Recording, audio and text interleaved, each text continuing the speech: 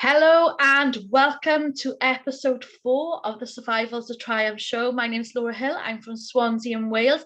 And tonight I've got a fantastic guest on called LaTonia Edwards. She's from the USA.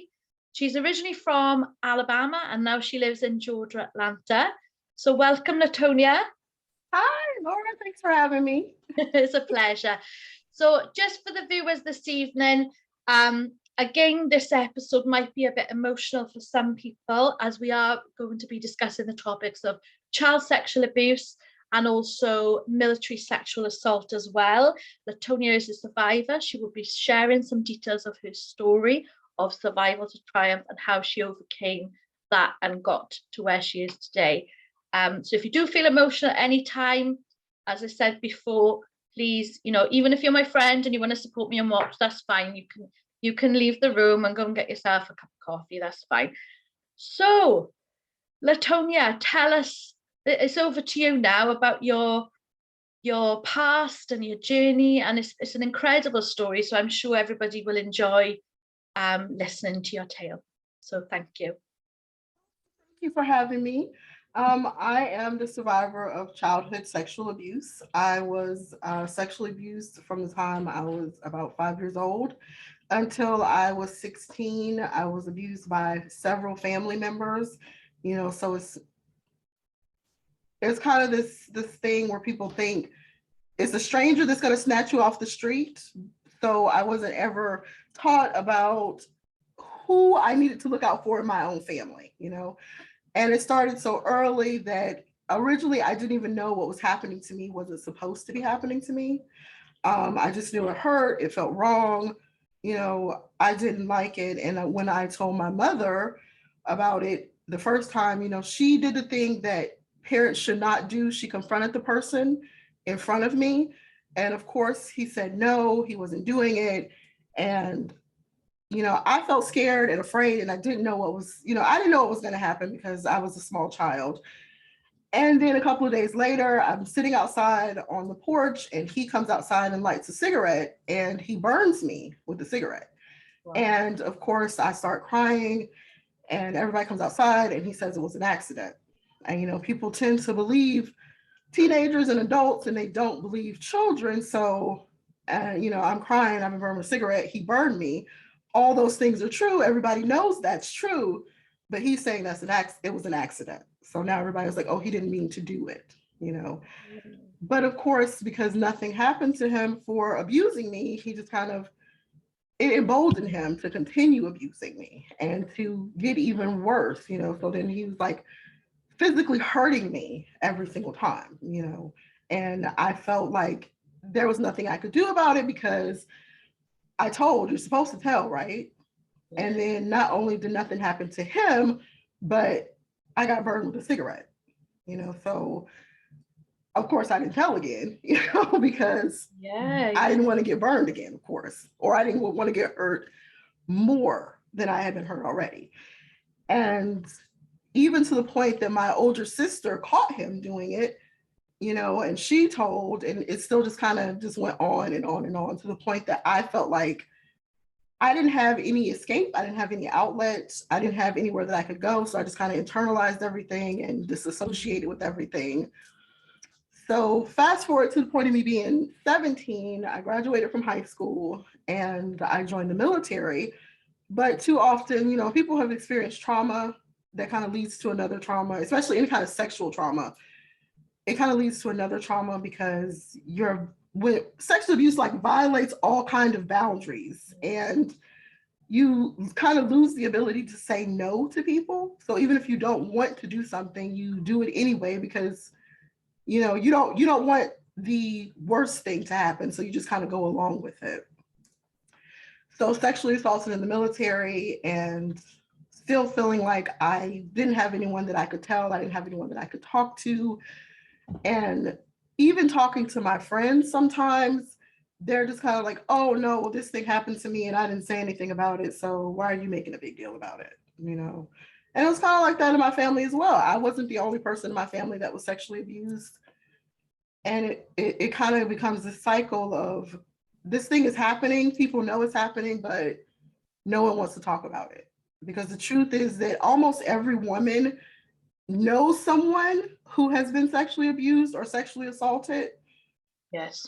But then we don't talk about it. It's this open secret that no one ever wants to discuss, which is, to me, kind of crazy. I don't know. Yeah, it's like there's so much you've just talked about. It's incredible already. Do you know what I mean?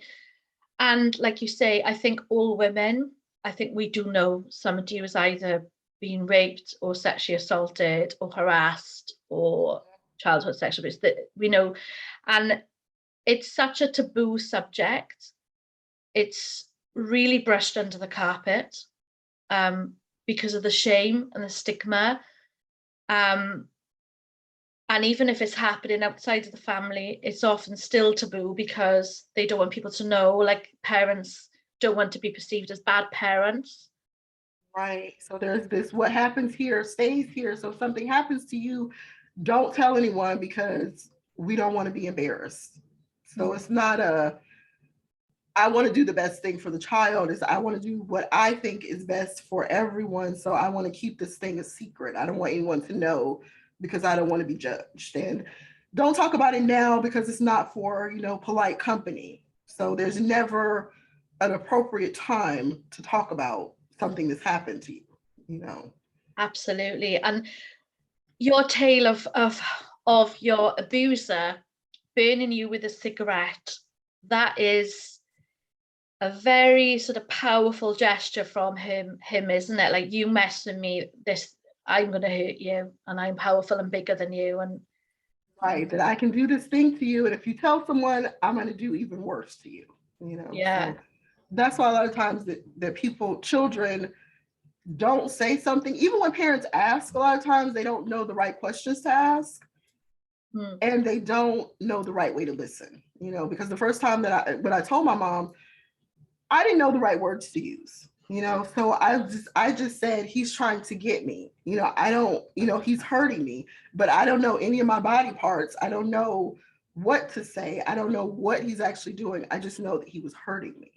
So, right. So how old were you when you told your mum the first time and he hurt you with a cigarette? I will say I was about 5 or 6, and the reason I say I was about 5 or 6 is because when children experience trauma at a young age, they dissociate. Yeah. So what I have now is dissociative identity disorder, which means it's split personality, basically. But what that actually is, and everyone is different. So everyone experiences things differently. So what mine looks like is like I have a bad memory. So, I can talk to you one time, you tell me your name, we have a whole conversation, and then the next time I talk to you, I'm like, what are we talking about? So I dissociated from that. So there are several things that I remember, several scenarios that I remember, but then there is even more that I don't remember because like I physically kind of left my body, type of, out of body experience. So I will say I was about 5 or 6. I remember turning 6, so I'm going to say I was 5 when this thing happened. Wow, when it started happening to me. That's just a baby, isn't it? My son's 15 now, and I think of him as 5, little tiny. Like, how can people do these things? Isn't it? It's really not on. And like you say, at that age, you often use different words for body parts. We don't always teach our children the proper medical words because it's deemed as inappropriate or something. But for a child to say the biological term for a body part, we don't think, they shouldn't say that, they shouldn't call it that. So do you think then, like, actually I'm going to ask you a question, how can parents help their children with the body part thing, and how would you sort of combat them feeling awkward about it, and what advice could you give? I would say from the very beginning, call body parts by their appropriate name. So like I have a 7-year-old now. He has a penis. That's his penis. That it belongs to him. No one has a right to it. Nobody has a right to touch it. Nobody's supposed to be touching it. Nobody's supposed to be looking at it. So he has heard the word penis so many times that it's not a dirty word to him. He knows wee wee and all the other things that people call little boy, but he knows what his body parts are called. So from the very beginning, say the appropriate name for it and address the fact that this belongs to you. No one is supposed to be touching you here. No one is supposed to see this. Absolutely. And I think that's a really important message. Even like when children are bathing, like you need to teach them how to wash themselves and things like that, and say like, you know, you shouldn't be letting anybody else do this, you know, even family members and things like that. That's your private, you know. And I think that's the important thing, that it doesn't matter who this person is. Nobody is supposed to be touching you like this, because sometimes we kind of take our children's ownership of themselves, even with something as innocent as, oh yeah, go hug your grandmother, go hug your grandfather, give your auntie a kiss. But we don't pay attention to the fact that the child feels uncomfortable with that. They don't want to hug this person that they may have never even seen, or they only see once a year. And we kind of force it on them because we think it's cute and innocent, but to them, that's taking their voice away. If I can't say no to this adult, can I say no to this adult? Yeah, absolutely. And I think all of us have got a family member somewhere, isn't it? Or somebody, we knew somebody who had a creepy uncle or not, you know, uncle or aunt or whatever. Yeah, uncomfortable around. We've all experienced that. We've just felt a vibe, like somebody might be a little bit, what we say in Wales, like it feels a little bit pervy, like when you're a teenager, you can sense that you're being looked at and it makes you feel uncomfortable. And so I think giving our children the freedom to say, hey, I don't like the way this person makes me feel. I don't want to be around this person.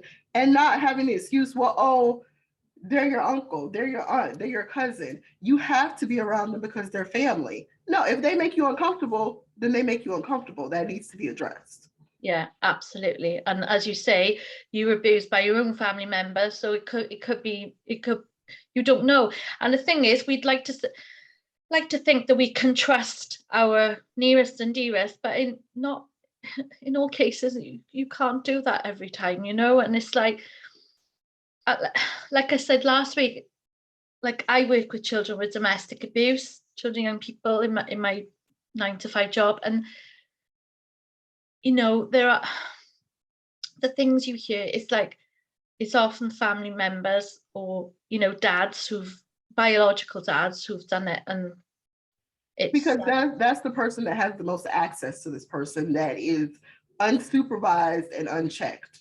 So I would say the person, you have to look out for the person who is always asking to keep your children, you know, always wanting to be around them alone. And it's not just oh, I'm going to take them to the mall and I'm going to bring them right back. But no, I'm going to take them, I'm going to spend all day with them. And then the child comes back and they seem different. You know, they may not say anything to you, but they seem upset or uncomfortable, or they say they don't want to go with that person. And you're just like, oh no, you're fine. You're going to have fun. Go ahead and go with them.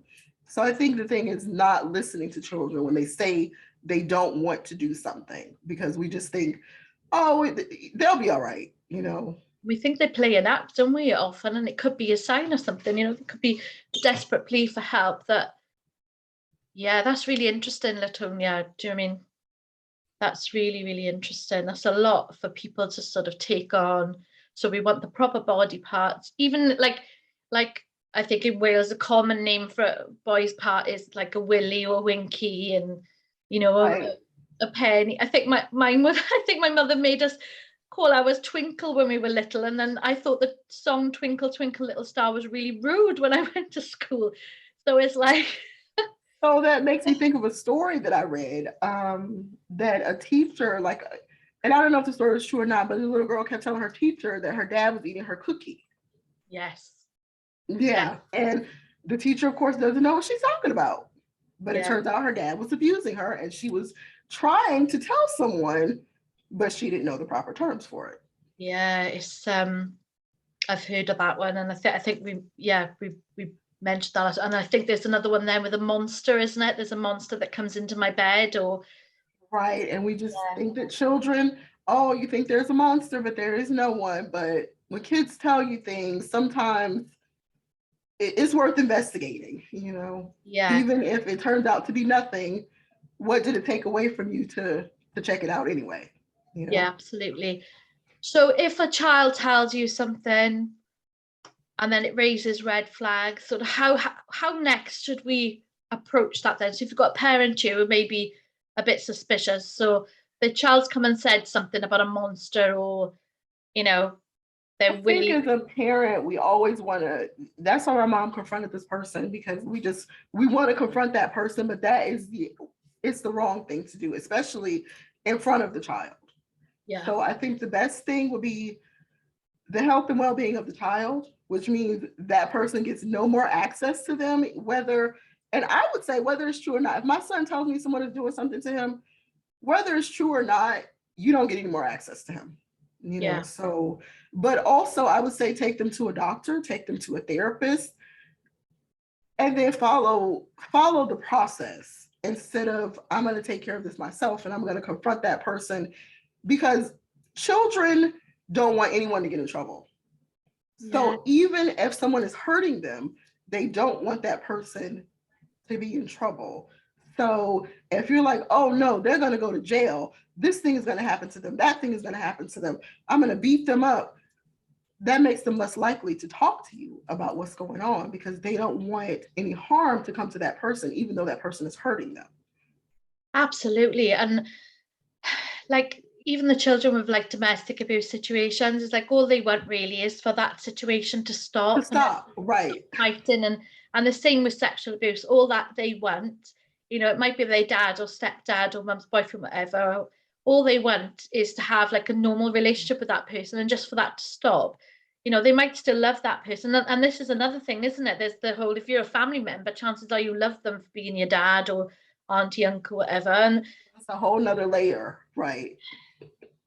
It's the trauma bond as well, because they might be playing with you normal one day with everybody and you're having lots of fun, and then you, as a child, then you might feel guilty for having fun because one minute then you really don't like what they're doing, and then they're presented as a fun, caring, loving adult, and then your brain is getting confused with the messages. And that also brings all kind of guilt and shame and everything else, because well, I did enjoy being with this person, but I didn't like this thing, but I still want to be around this person.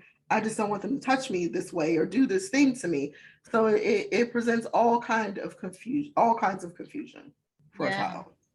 And when you say as well that you dissociated from yourself, I think that's a really common thing, because the brain, thinking of the neuroscience, the neurobiology of it, there's neuropsychology, the brain will try and protect itself. And we had a guest on last week, but she didn't remember the sexual abuse until she was an adult, and then certain memories came up.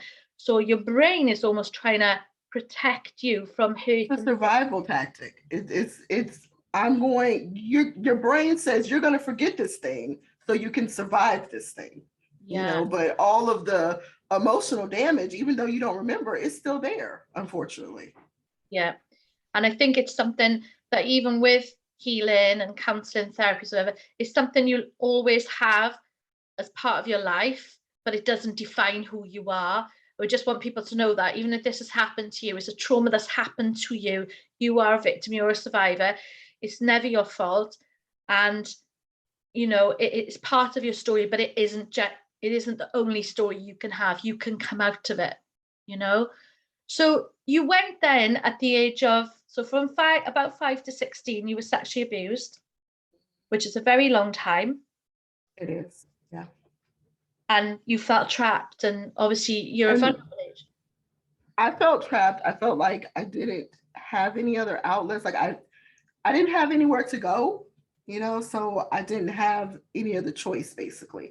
And whenever I reached the age of I'm old enough to know this is wrong, I don't want this thing to be happening to me, I would go to bed and wake up with this person on top of me.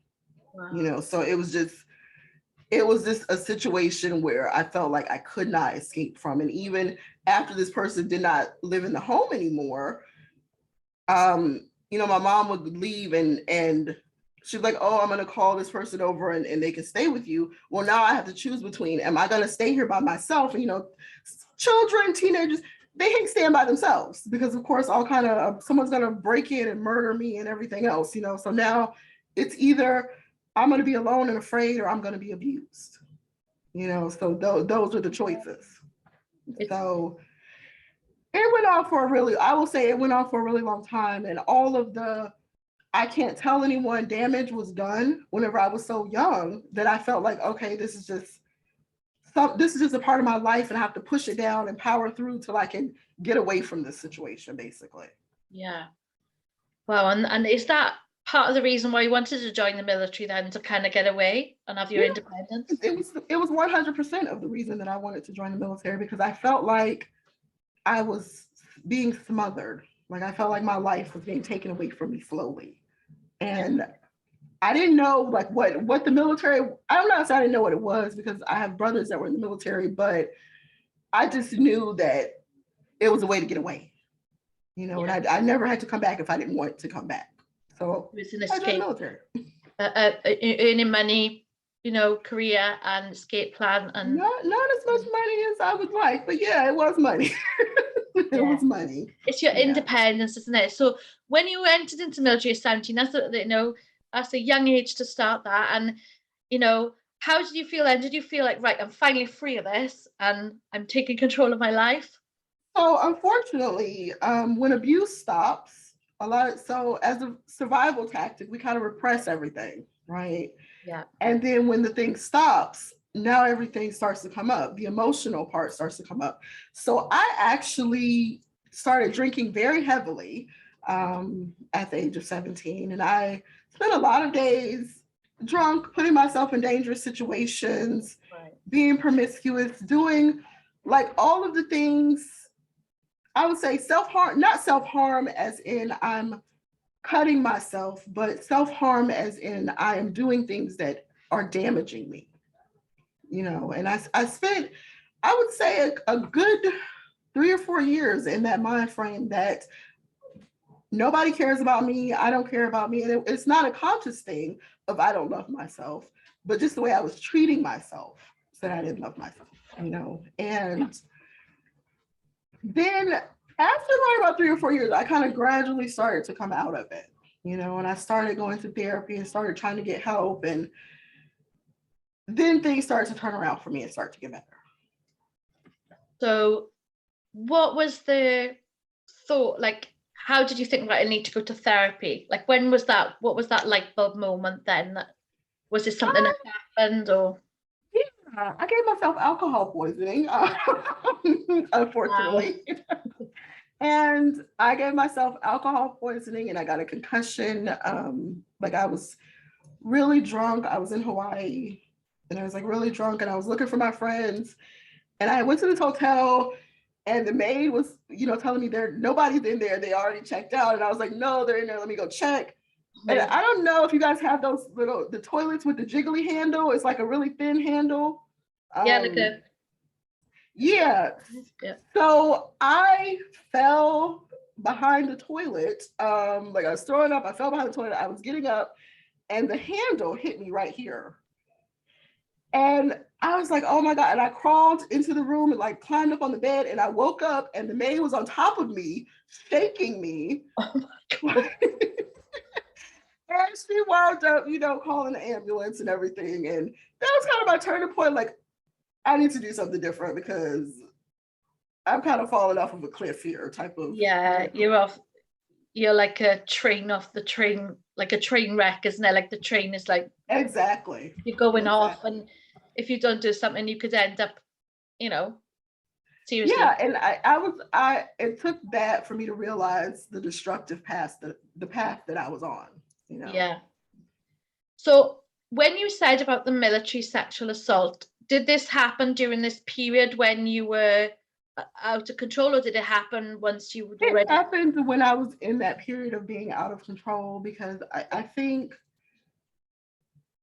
people don't really understand date rape, and that if I'm too drunk to say you can't borrow my car, you can't borrow my money, you can't live in my house. If I'm too drunk, if I'm too inebriated to make any of those choices, then I'm also too drunk to share my body with you. Absolutely. So, but unfortunately, there are people who see other people drunk, not just women, but women and men who see other people who can't say no in a situation, and they take advantage of that. Yeah, and I think this is what you know, it's only in recent years which I've realized the depth of consent. And I think there's lots of situations that I've been in my life with different things and other women. And yeah, there's a brilliant video which I show to the young people I work with sometimes. And in Britain, we like a lot of tea, cups of tea. And there's a video about consent by a police force about a cup of tea. And it basically, like, if somebody would like a cup of tea and they said no, don't bring them a cup of tea.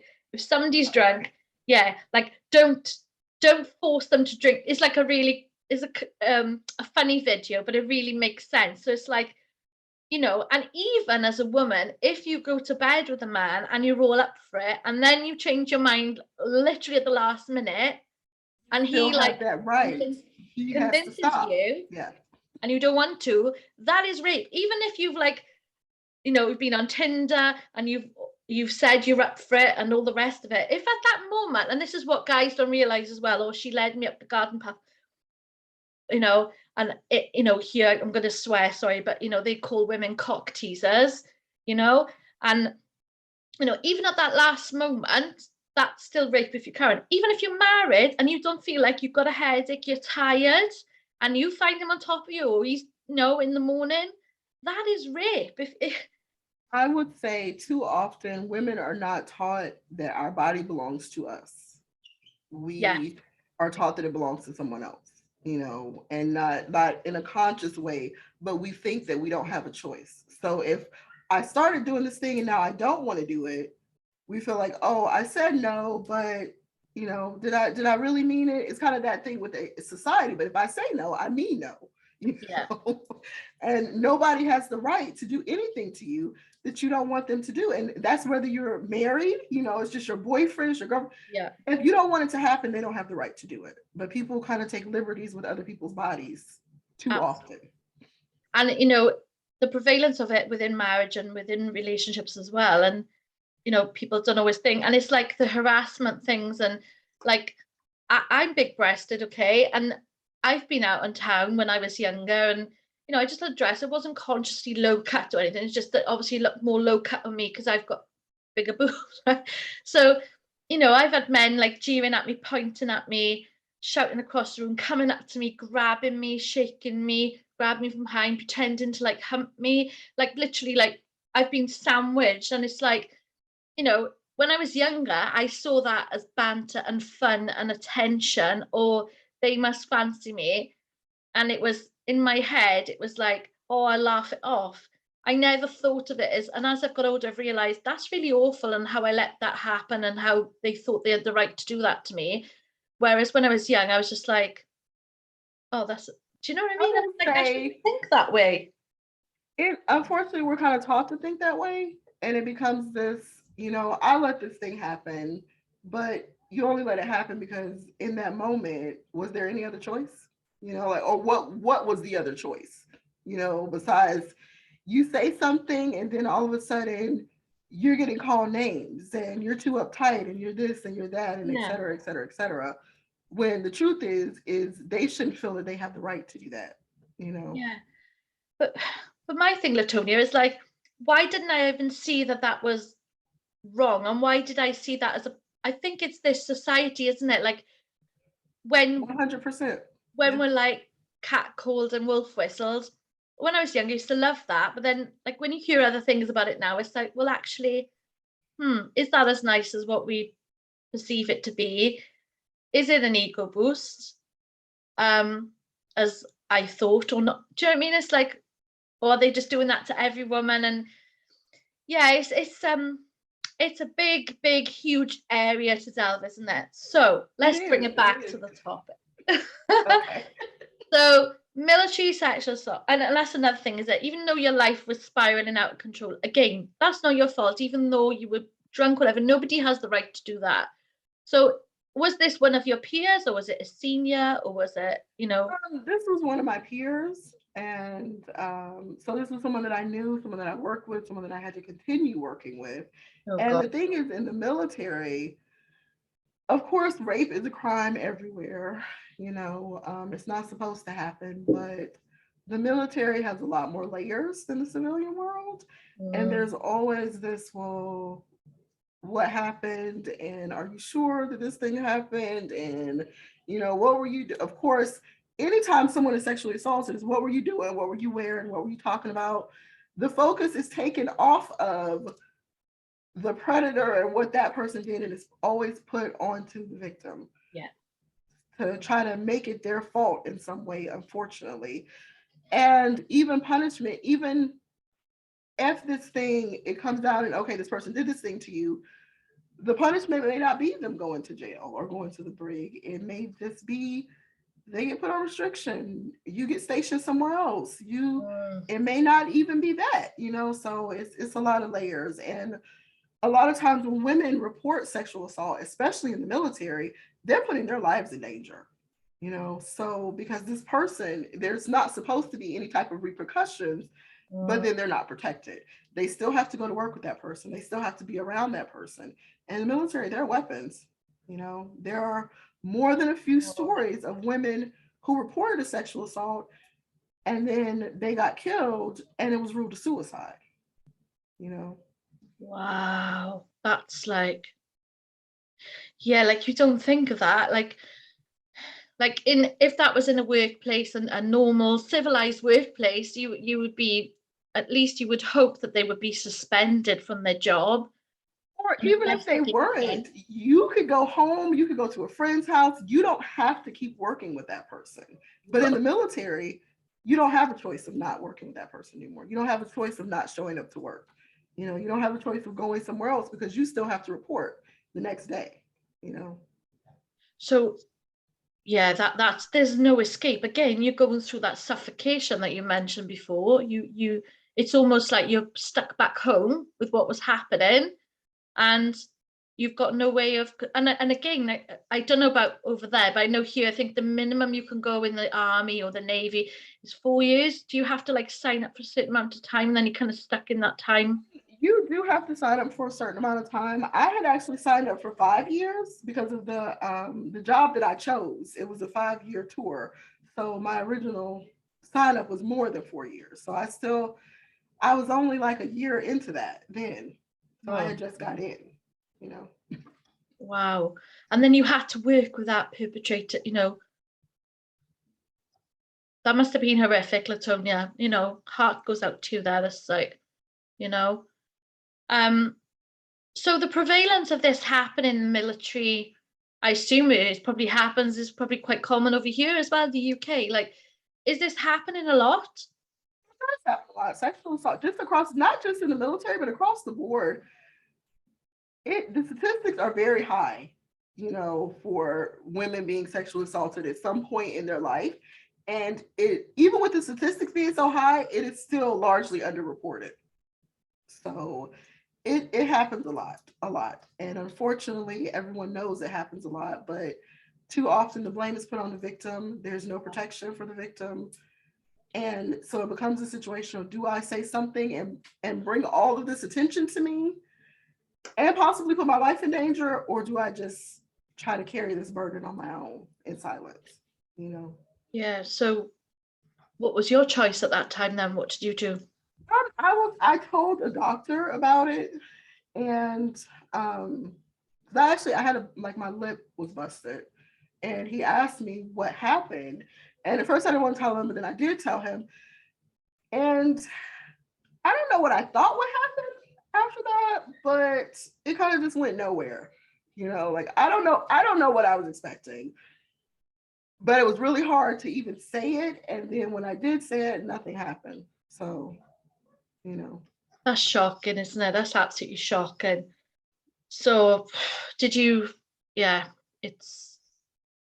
I was going to say, it's like with rape and everything, it's so intrusive. Like if women go to the police and then it's like you say, this, it happens here, the victim blaming the judicial system, and you see it all over the newspapers. You see it now, and I probably said it I don't know if I said last week, with the Jeffrey Epstein scandal, Virginia Giuffre, oh, she looks so happy in the photo, and why now? And then with we had high profile TV stars in the 70s, like Jimmy Savile, and you know, why wait till they're dead? Why they just I want will say why now is that when something happens to you when you are a child and a teenager, a lot of times you can't process it when you are that age, when you're so young. A lot of times, not that you didn't know that you didn't want it to happen, but in order to survive, you kind of, I want to say, lean into it. So, okay, I have to do this thing. So I'm going to just get through it. And then when you're an adult, when you reach 35 to 40, you start looking back on your childhood and you're like, wait a minute, that wasn't right. That wasn't supposed to happen to me. I really did. You start remembering all of the feelings that you felt when it first started and how bad it felt and how much you didn't want it to happen. And you feel those feelings and you can't be quiet about it anymore. You know, you have to say something. And I will say on the opposite of that with the Epstein thing, is all of the people that knew that that was going on, all of the people that still attended those parties, still did business with him, still, you know, was friends with both of them, and just pretended like it was nothing, as if what was happening to these young girls, because it wasn't happening to them or their children or someone they loved, it didn't matter at all. Yeah, there's a lot of enablers, right? There are. So basically, the message I want to say to the viewers is staying silent is not sitting on the fence. If you sat on the fence and you know something, staying silent, you're not actually sitting on the fence. You are enabling. You're enabling this to happen. So please speak up. Speak up. Yes. I agree. I will say if you know something is happening and you don't say anything because it doesn't affect you, you're helping that person continue to do it. Yeah. So. Sorry, Thirsty, been talking so much. Let's have a sip of water. We've had a lot of discussion so far, haven't we? Yeah, we have. So the therapist you found, was that a private therapist or was it through a charity for sexual abuse? The charity that I found was a private therapist, and I will say this about therapy: you have to find. Sometimes your choices are limited. So if you have to go to through a charity, then sometimes you have to just work with the therapist that you have because you don't have any other choice, you know. But the right therapist is very important, because if the therapist is not trauma informed, and all therapists are not trauma informed, some are, some are not.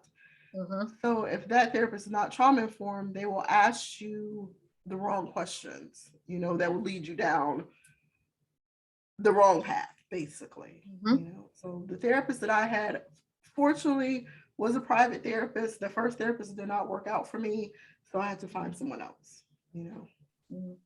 And could you share with us why the first therapist didn't work out? Was she just I think it was just that she was not trauma informed. I'll say that. She didn't, I think that there is something missing. There's a gap between therapy and healing, basically. Yeah. And that gap is the emotional part. So the therapist gives you all these things you should try, but then you're at home like, why can't I try them? You know, why am I still laying in the dark under the covers? Why can't I get up? You know, this thing seems so easy. Well, it's a simple step. It's not an easy step. So when you're in that dark place, getting out of the bed, going to work, exercising, pretending that everything is okay is incredibly difficult. Yeah. And it kind of looks like sometimes people aren't trying, but it's not that they're not trying. It's that these things are super hard, you know? So she just wasn't, the emotional part is very important for me. You know, and she just kind of removed all emotions, which I understand that she can't connect herself to my emotions, but she also didn't understand that I can't disconnect myself from my emotions. So, yeah. I think that's a real important message for people, that if you do try therapy, then, you know, you might get it free from a charity, or you could have to pay for it. You know, if one doesn't work out, don't let that put you off. Find a different one, find another one. Yeah, because there is value in that. And I know in Swansea we have New Pathways, which is a fantastic charity for sexual abuse. And even if women have got raped and they don't want to go to the police straight away for an examination, you can go there. and they will take the forensic evidence and they will hold it. I don't know if they freeze it or whatever they do to it. They keep it until a time that you're ready to process that. It's the SARC Sexual Abuse Rape Crisis or Referral Centre, and it's fantastic. And there'll be local services wherever you are in the world. There should be a local charity or a local service that could help you in some way like that. So you've had therapy with a good therapist that's helped you. How long did that take then on your journey of healing? Well, I will say I'm still healing now. What I mean by that is I consider trauma like a boulder, right? And it's big and you can't get over it, you can't get under it, you can't get around it. Every time you talk to someone, you start chipping away at it. And after a while, it gets really tiny, it's small, you can put it in your pocket, you can put it on a shelf, you forget about it. People are like, where's that rock at you used to carry around? Like, I don't know, I haven't seen that thing in years. And then one day you'll walk by that shelf and it'll look bigger than it did yesterday, And that's your signal. Hey, you need to go check in, you need to talk to someone, something is going on with you, which of course that could be stress at work, it could be family, it could be anything. But any type of stress kind of brings back those memories of that trauma, and sometimes it's difficult because something can trigger you that seems 100% unrelated to whatever you went through. And then you're confused and you're sad and you're hurt because this thing, it's not even related to what happened. So why do you feel like exactly how you felt then? So healing is an ongoing process, but I don't say that to overwhelm anyone. I say it because we should always be working on ourselves. Yes. But also if you've experienced trauma, you have to pay attention to how you're feeling emotionally in every situation. And in the situations where I should feel okay, but I don't feel okay, that's when you need to go check back in, Yeah, it's like a warning, it's a trigger, and things can trigger you. It could be watching a TV show, it could be even somebody in a supermarket coming into your personal space too quickly, coming too near you. That smell, like for me, the smell of cigarette, because the person that abused me smoked cigarettes. Wow. So the smell of cigarettes on someone's breath is a trigger for me. And for a long time, I didn't realize why that bothered me so much. But it's because that person smoked cigarettes and they always had the smell of cigarettes on them. Yeah, and that's so true with like conditions like post-traumatic stress disorder and complex PTSD. Is little triggers can come from smells, from mute, because our brain is fantastic, isn't it? A memory can be triggered by a smell. A memory can be triggered from a song, from something you see, from, I don't know, a beach or a tree or I don't know, a door. Any random thing can set somebody, it can be a trigger. So be mindful of those triggers. So now, tell the viewers now what you do with your life now and how you help people and how you keep on top of this yourself and how you're able to not just move on and sail along life, but how you've come up the other side as, a strong woman, a powerful woman, a woman who's empowering others as you are today, helping others to heal, own that. Absolutely. So what I do now is I am a health coach and a life coach, and I help survivors of sexual trauma go from just surviving to thriving. And what that means is I help them bridge that gap between therapy and actual healing. So I help them find the little spots that are missing and fill those in. Because sometimes it could be as simple as I need to start exercising so I can release some chemicals in my brain and make me feel happy. Sometimes it could be I need to change my diet. Sometimes it could be I need a support system. So I go over their life with them, and so we can pick out what's missing, and then we fill in those spots that are missing. Brilliant. And that's the great thing about life coaching, isn't it? It's like therapy is fantastic and really, necessary and everything, but then the life coaching then is kind of like the catapult then to push that person forward, isn't it? It's that, and it's the accountability, and it's it's helping someone to believe that they can, and like almost having like a best friend that's holding you accountable, but it's really assertive and, you know, making sure that you get there. Accountability is very important, very Yeah. important. Because oftentimes, when we want to change something, we want to do something, most of us know what we need to do to make that change. Yeah. But doing it is, me too. Doing it is a completely different story. So yeah, I'm like an accountability partner. Yeah. Yeah, it's really good. So where can people find you on the internet? Like, have you got a email address you want to shout out, or? My email address is info@recoveringyoursoul.com. And I'm on Facebook and Instagram and LinkedIn, and Twitter. All of those are Recovering Your Soul. Recovering Your Soul. And I have a website. It's www.recoveringyoursoul.com. I have resources listed on my website because, like I said, finding the right person is very important. So even if I'm not the right person, I can help find the right person. And I have several resources for sexual assault, sexual harassment, and sexual abuse on my website.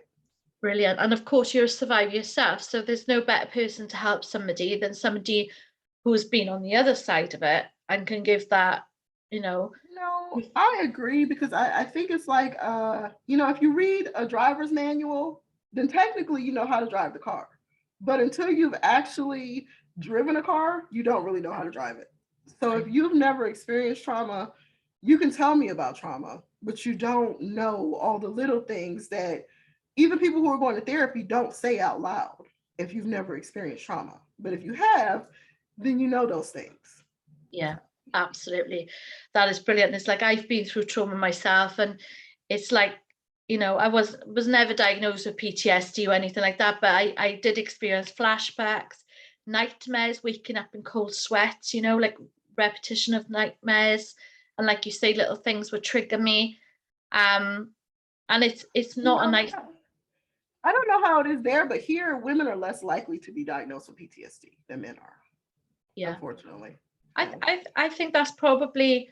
I know a few people who've got PTSD, women who are diagnosed, but I think there's this perception that it is like a army veteran, a military veteran. That's what people think that it is about. Trauma is trauma. Every trauma is different, but my trauma is no more than your trauma. Your trauma is no more than my trauma. So it could cause you to have PTSD, even if it's not military combat trauma. Exactly. Yeah.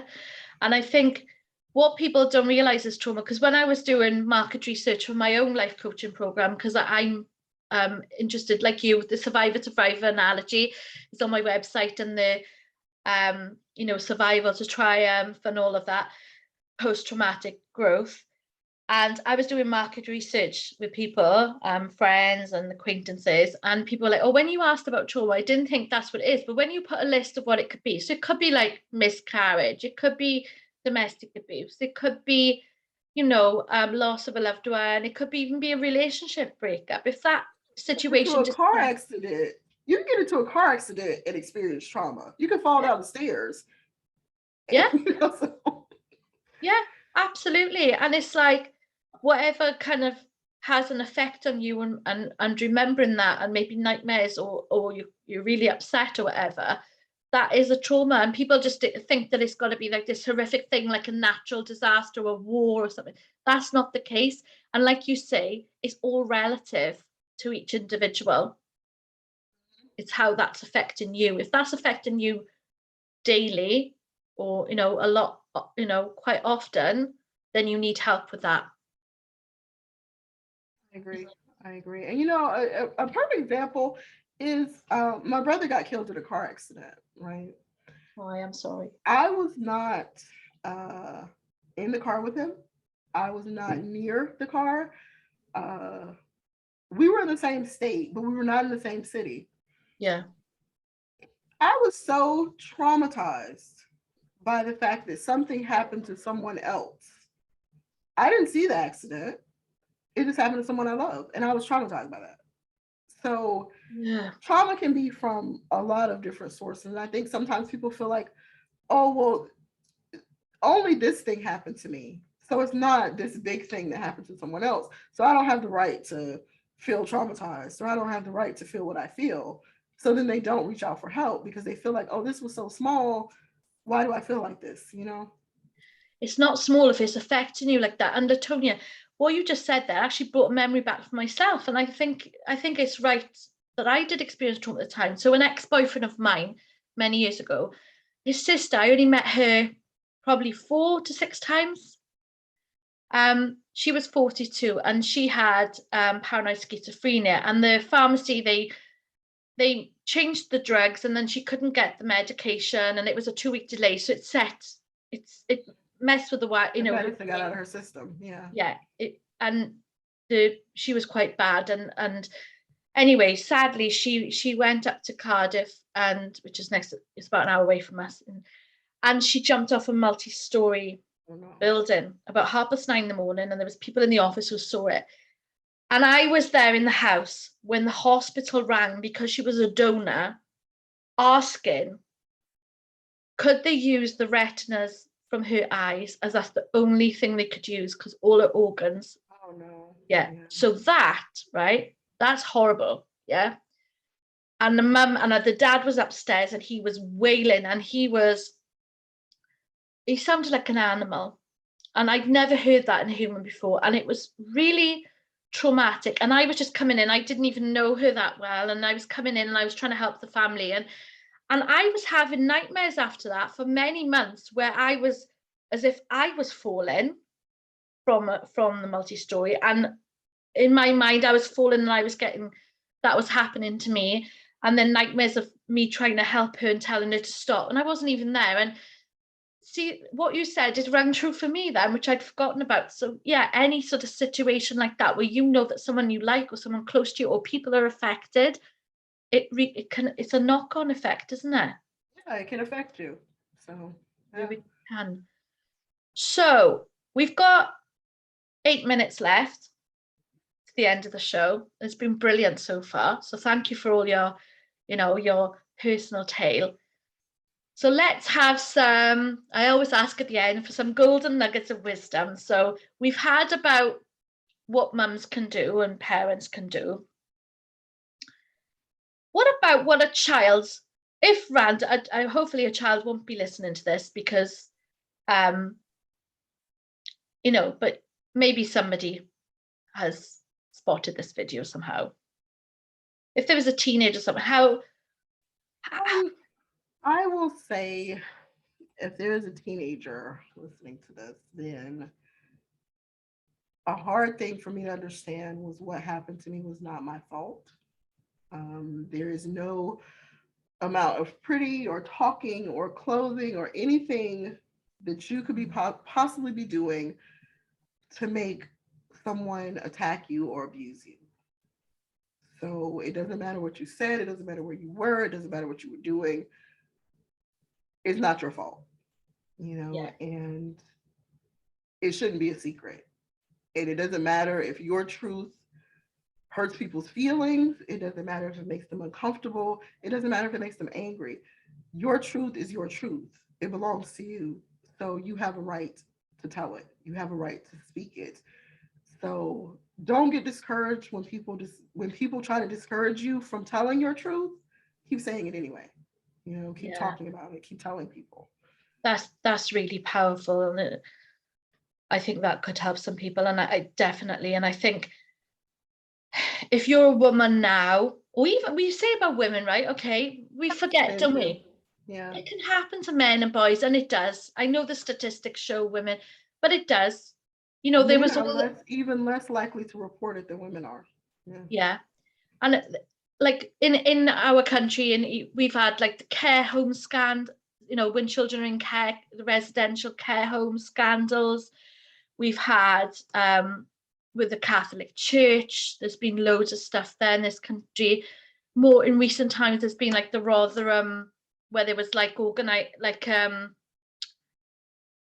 pedophile rings, and so I think I think if this episode touches anybody, which I'm sure it will, I think it is important to speak about it, even if you're speaking about it years later, because this thing, like you say, is the boulder, and it does affect romantic relationships. It affects things like trust. I would say it affects every relationship, like your personal romantic relationships, but it affects your work relationships, your friendship, your relationships with your children. It affects every relationship in your life because it affects every aspect of your life. So. Yeah. And I think there's with men as well, the charities, they help men too. I think New Pathways in Swansea, I think when I had training with them, part of my job, they said that they had like a 90-year-old man who went there that finally found out about it and wanted to get off his chest because he felt he was coming to the end of his days because of his age, and he wanted to tell somebody what happened.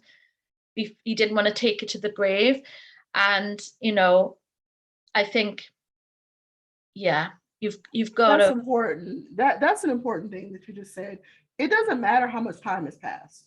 So people sometimes will say, that happened 10 years ago, that happened 20 years ago. Why are you bringing it up now? Because I'm still hurt now. Because especially sexual trauma, it leaves a wound that does not heal if you don't deal with it. So it doesn't matter if it happened 20 years ago, 30 years ago, that wound is still there if you've never dealt with it. So if you've never talked about it, you've never gotten it off your chest, you've just been holding it inside, piling other things on top of it, it's still there. So It doesn't matter how long it's been. If you need to talk about it, talk about it. Yeah, get it out and talk to somebody. And like friends may say, you may have talked about it back then, like you say, why you bring that. You don't even have to tell your friends that you're doing it, or your family. You don't have to tell people. There's something you can do in private, but it would be good to have a support network. But sometimes, unless you've been through it, you're not going to understand it. And if you have professionals who understand, or even LaTonia, you can reach out to LaTonia. You've had her details. I'll also add them onto the clip as well. You've just got to get help. It's that boulder you'll drag around with you forever, and it will affect every area of life, and especially sexual relationships, because how can you go from having this negative association with all things sexual, and then be expected then as an adult to have a healthy and happy sex life, when you associate, every part of you will remember what happened, and it's like that in itself is triggering. And then you've got partners then, and you want to please them, and you're married, and it's an obligation, and it's it affects everything, doesn't it? Well, LaTonia, thank you so much. Your story has been amazing. You've worked really hard. You've got your own business now. You're a successful woman, entrepreneur, going forward. And I wish you every success in your business. And I hope that we stay in touch, because I've really enjoyed this evening, and it'd be nice to stay in touch together. So thank you for having me, and definitely, this was really nice. So I hope we can stay in touch. I mean, you're on my Facebook. You can reach out to me. Yeah. And I'm definitely going to stay in touch. Well, I think we've come to a natural end of the show. I know it's 2 minutes left, but I think we'll end it there, because I think we've wrapped it up nicely. We've told the story, and we've come to a nice end and everything. So thank you everybody for watching. We'll be back next week on Monday, the Survival to Triumph show. And yes, look forward to seeing you all next week. Thank you, and thank you, LaTonia, so much. Thank you so much. Bye-bye. Bye.